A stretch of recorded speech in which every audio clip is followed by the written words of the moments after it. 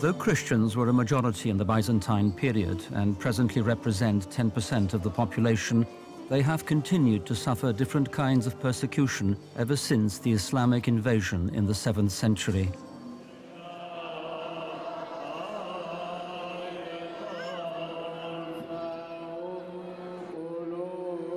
They were, however, always proud of their faith, never denied the cross, and when the need arose, always prepared to risk their lives. That in the time of Turks who occupied Egypt, they used to kidnap the children and they took them to Turkey to be soldiers in the Osmani army. The Turks, however, on seeing the Christian symbol and not wanting soldiers bearing that stigma in their ranks, would cut off their children's hands. And our father said, we have our boy or our children without arm. It is better than to lose them forever. At the beginning of the 1970s, Egypt became an Islamic Republic and the Koran became its main source of legislation. It was a defining moment for Muslim-Christian relations, after which Christians became second-class citizens.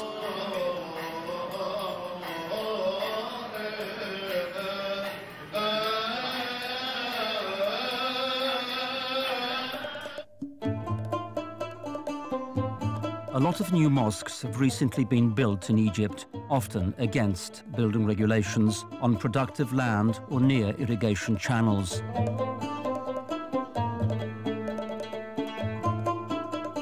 Meanwhile, it takes over 20 years to get a permit to build a Christian church, even on plots free of any restrictions.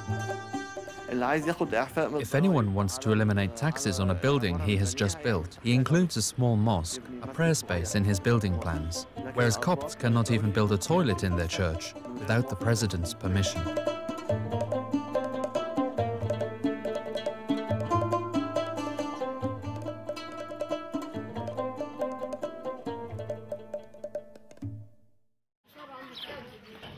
If construction of a church begins, a minaret immediately springs up next to the church. Furthermore, Egyptian law dictates that a church cannot stand less than 300 meters from a mosque, regardless of whether the church stood on the site beforehand or not.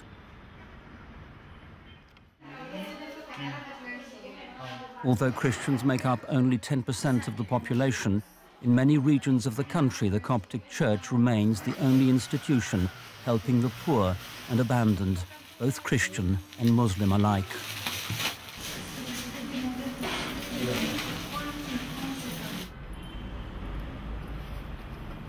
Catholic Coptic schools in Egypt are very highly regarded. Although crosses are evident throughout the buildings and the teachers are Catholic, they do not lack for Muslim students, with over 50% of students declared Muslims. We want to educate people to coexist. We try to bring up Christian Egyptians and Muslim Egyptians in exactly the same way. And thus far, this seems to have worked without any serious problems for over 130 years.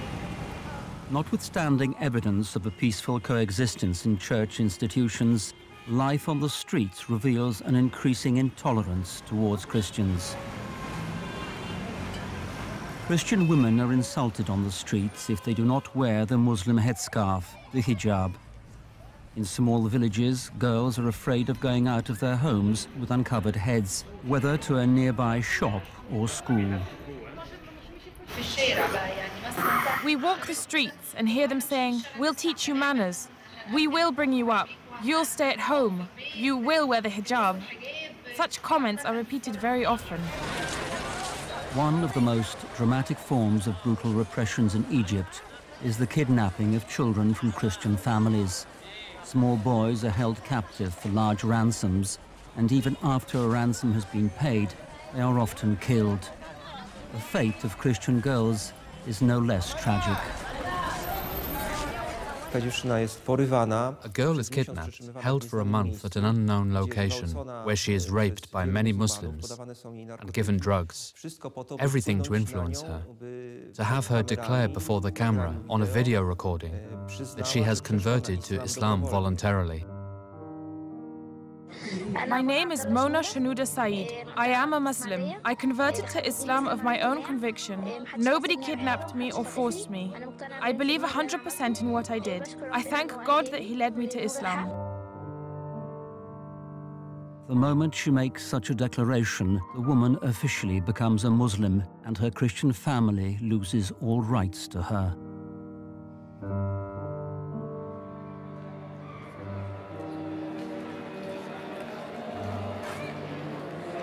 My kidnapped daughter's name is Nadia. She was 14 years old. She went out to go to church.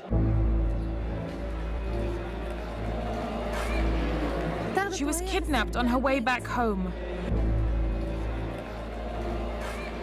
The kidnapper negotiated a ransom for her return. I paid the required money. Then they told me the girl is already married.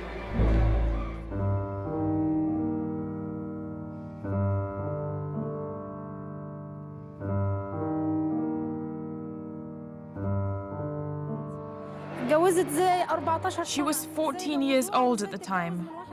He was 45. People don't understand what it means when your daughter is kidnapped. You bring her up for 14 years. You see how she grows and becomes your princess. Meanwhile, she disappears and you don't know where she is. I want people to understand that I have lost my daughter. Me and many other people. We don't know where they are.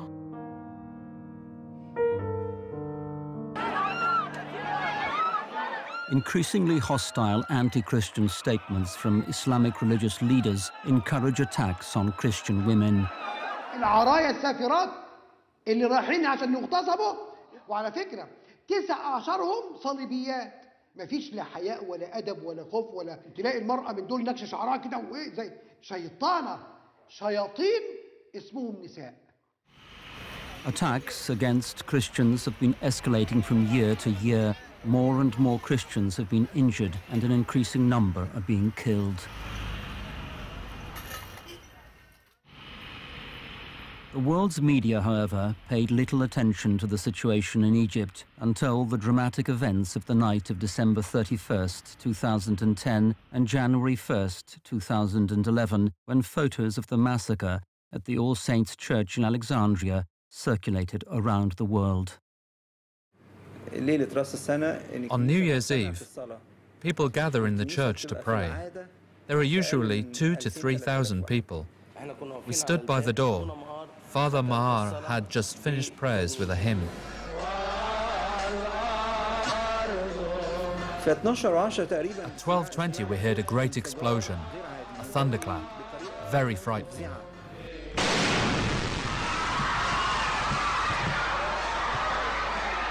The hymn was sung just in time. Had the hymn, the prayer, not been sung, people would have left the church at the moment of the explosion. All the glass from the windows fell on the altar and on us. Many people suffered cuts. Many in the church started to ask about their children, began searching for their sons and daughters. Each searched for his father, each for his mother.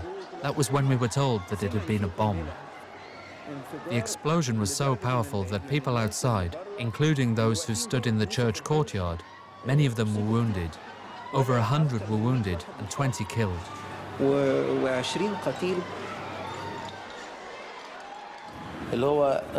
One man's daughter died outside before his very eyes. He only lost his legs. When he saw his dying daughter, he tried to crawl to her.